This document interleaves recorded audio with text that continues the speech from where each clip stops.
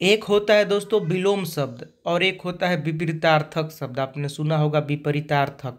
दोनों दोस्तों एक ही बात है, ठीक है। और आजकल के बहुत सारे कॉम्पिटिटिव एग्जाम में आपको हिंदी सिलेबस के रूप में रहता है। कभी 25 नंबर का हिंदी में रहता है, कहीं 35 नंबर का। टीचर के एग्जाम में भी दोस्तों पूछता है। और यहाँ पे देखिए अभी बिहार सिविल कोर्ट में हिंदी अच्छा खासा प्यून का अगर आप अप्लाई कीजिएगा तो 35 नंबर का पड़ जा रहा है।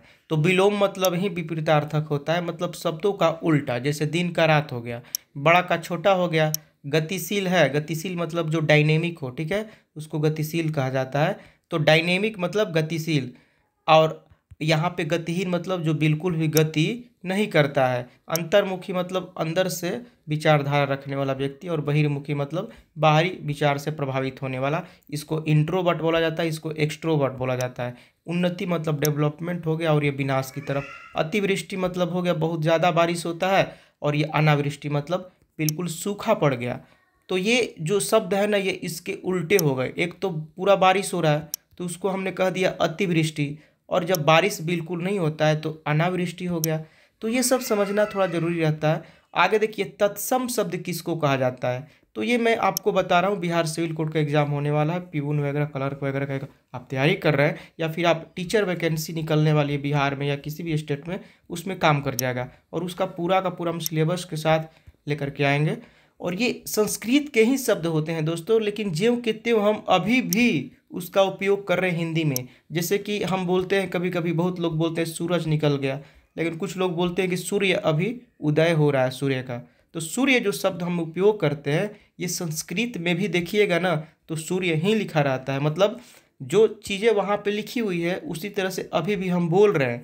जैसे कि कुछ लोग अग्नि को आग बोलते हैं, तो ये इसका बिगड़ा रूप है, इसका तद्भव हो गया। लेकिन दोस्तों अग्नि अभी भी बहुत लोग बोलते हैं कि अग्नि प्रज्वलित कर दीजिए, यज्ञ की अग्नि, ऐसे कर करके लोग बोलते हैं कि अग्नि का शब्द का उपयोग अभी भी होता है। तो वो जो शब्द उपयोग कर रहे हैं ना, तो वो संस्कृत का ही शब्द है, लेकिन अभी भी हिंदी में ट्रेंड में है, चलता रहता है।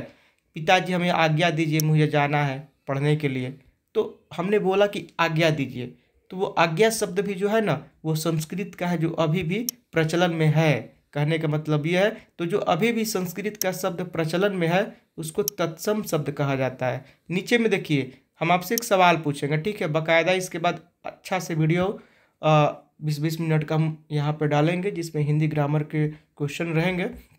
और यहाँ पे ब का उच्चारण स्थान आपको बताना है क्या होगा, और इसका फॉर्मूला है उपपद्यनामोष्ठव, ठीक है, उपपद्यनामोष्ठव। अब आपको बताना है कि ब का उच्चारण स्थान क्या होगा। जैसे कि कंठ होगा, कि आपको तालु होगा, कि दांत होगा, ये सब आपको, या मूर्धा होगा, ये आपको लिखना है कमेंट बॉक्स में, ठीक है।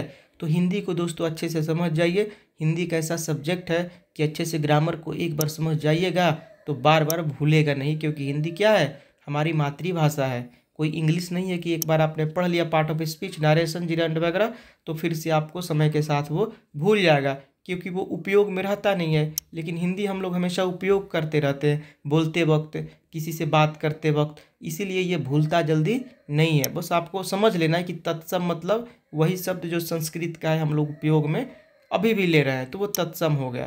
तो इसी तरह की बातें हमने बोली आपसे। जैसे कि आदमी हो गया दोस्तों, ये आदमी तत्सम नहीं है, क्योंकि संस्कृत में आदमी शब्द आता ही नहीं है। संस्कृत में मानव आता है, तो मानव भले तत्सम हो जाएगा। तो यही बताने का मैंने एक चीज़ कहा।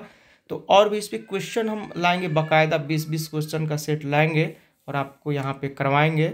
तो वीडियो कैसा लगा आपने ज़रूर बताइएगा।